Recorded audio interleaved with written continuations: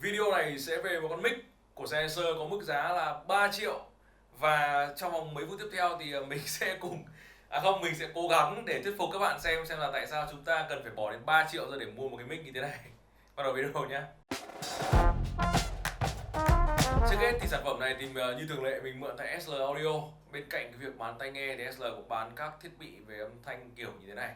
Có một tí loa, một tí về mic. Thông thường thì mình hay xài cái mic của Sennheiser MK416, thì hôm nay mình xài cái mic con như thế này.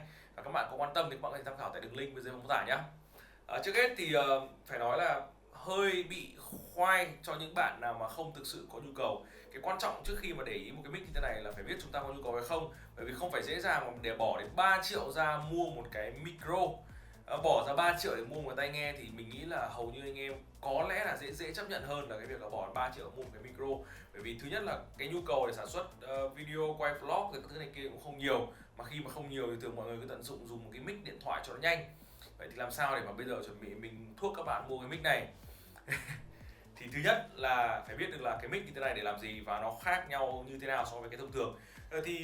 Trước hết thì đây là mic của Sennheiser, và Sennheiser thì làm một lần nữa lại làm rất nhiều mic, thế cho nên là rõ ràng là nó có tương tí thôi. Cái ưu điểm chính của con mic này nó rất nhỏ gọn, và bởi vì nó đủ phụ kiện kèm một cái bao túi đi kèm, cho nên các bạn có thể cho vào túi quần, cho vào túi, mấy cái túi nhỏ nhỏ cầm theo nó rất là dễ.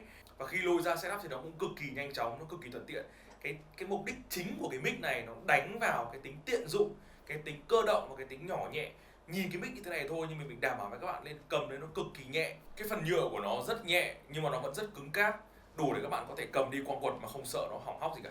Cái hình thái thu âm của con này là Super-cardioid, tức là nó sẽ một phần đằng trước như này, hai bên nó sẽ ít hơn, và đằng sau này thì nó một chút ở phần đằng sau, tức là nó sẽ thu chính ở phần mặt trước và phụ ở phần mặt sau. Còn hai bên này thì nó sẽ cắt bớt ở phần hai bên, thì nó sẽ tập trung ở phần mặt trước hơn, nó sẽ bớt thập âm hai bên hơn. Trước hết về cái tính đa dụng thì con này nó sẽ hỗ trợ được cho cả điện thoại và cho cả máy ghi âm. Thực ra cái hỗ trợ này thì nó có gì đặc biệt đâu, nó sẽ phụ thuộc vào cái dây như thế này.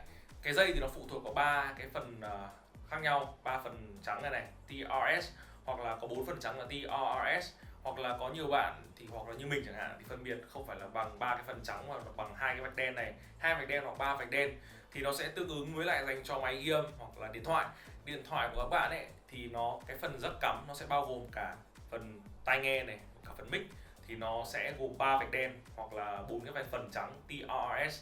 Mic ghi âm ấy, hoặc cái máy ghi âm thông thường mà chỉ có cái đường ghi vào thôi chứ không có đường tai nghe ra ấy, thì nó sẽ xài cái TRS, tức là ba cái phần trắng này thôi, hoặc là hai cái vạch đen tùy các bạn xác định. Tức là nó sẽ bỏ mất một cái phần để dẫn tới cái âm thanh mà mình nghe thấy, thì các bạn chỉ cần chọn cái dây mà nó cắm đúng vào. Và cái mic này thì nó dành cho những người mới bắt đầu, thế cho nên là cái dây chuẩn để cắm cho smartphone là nó sẽ ghi chữ smartphone đây luôn, nó có một cái tag smartphone đây luôn. Còn cái dây mà dành cho máy ghi âm như các bạn có thể thấy ở đây, không biết các bạn có nhìn thấy không, thì cái phần đầu jack cắm này nó sẽ không có 4 cái như thế này, nó chỉ có 3 cái thôi. Tóm cái gọn lại là con này sẽ đi kèm với cả hai cái dây, và các bạn có thể xài với dây cho máy ghi âm như mình đang dùng đây cũng được, hoặc là các bạn xài cho điện thoại cũng được. Và tại sao lại cần phải máy ghi âm mà tại sao không cắm thẳng vào điện thoại luôn cho nó nhanh? Bởi vì máy ghi âm hay là một cái thiết bị khác như của mixer ấy, thì họ sẽ chỉnh được cái mức gain. Con mic này là một con mic giá rẻ và cơ động, cho nên nó sẽ không có chỉnh gain, tức là cái độ nhạy của mic. Khi mà các bạn thu thì các bạn muốn chỉnh độ nhạy của mic nó nhạy hơn nữa thì các bạn cần phải sử dụng một cái thiết bị mà có tăng chỉnh độ gain. Ví dụ như mình cắm iPhone chẳng hạn thì bấm ghi âm thì nó chỉ ghi âm thế thôi, còn nó không có tăng chỉnh cái độ nhạy. Còn con máy ghi âm của mình thì có, chứ nó không như con iPhone. Khi mà mua một cái mic thì thông thường cái nhu cầu người dùng là cái gì? Một là vlog thì như các bạn cũng thấy mình nói từ đầu đến giờ, mình không dùng cái mic Sennheiser MK416 thông thường của mình dùng con MKE 200 này.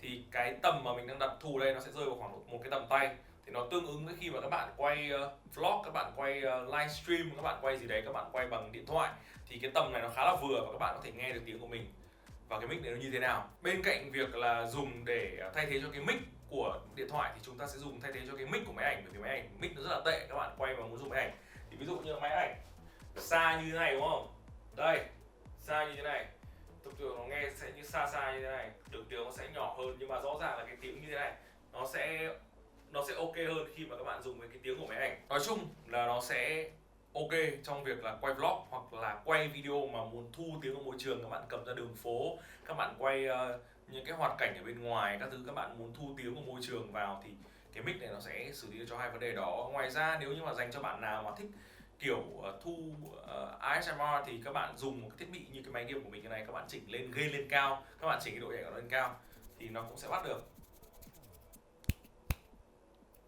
Quê quá các bạn ạ, mình không biết búng tay.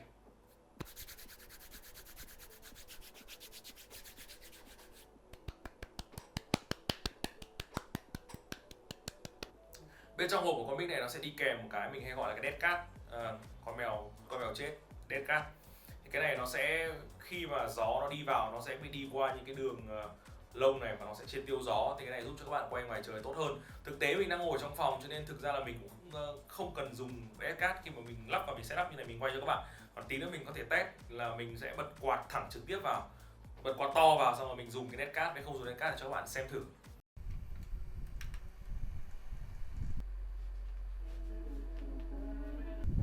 In and out of love, never get enough. We never seem to get older. When things are going right, you seem to have the time. But when it's hard, you just grow cold up. We should be good, but we keep lighting fires. The words repeat, cause we're scared of the silence. We should be good, but we keep lighting fires, fires around ourselves. Nếu như mà ví tiền của các bạn có thể thoải mái với con số 3 triệu cho cái mức giá của con mic MKE 200 này thì mình nghĩ rằng là con mic này nó rất xứng đáng.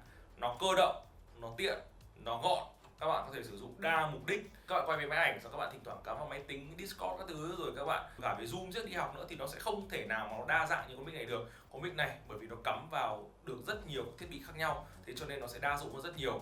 Thuốc hết mấy phút vừa rồi không biết là anh em có mua không nữa. Các bạn là đợt này dịch dã ở nhà nhiều, đâm ra là có con mic ngon ngon tí, học bài các thứ này kia, chém gió chơi game anh em ở nhà với một con mic thu thì mình nghĩ rằng đây là một sản phẩm xứng đáng để các bạn có thể cần quan tâm. Còn video đây là hết rồi, đừng quên có thể tham khảo tại website của SL nhé, đường link mình sẽ để bên dưới mô tả. Còn bây giờ xin chào và hẹn gặp lại.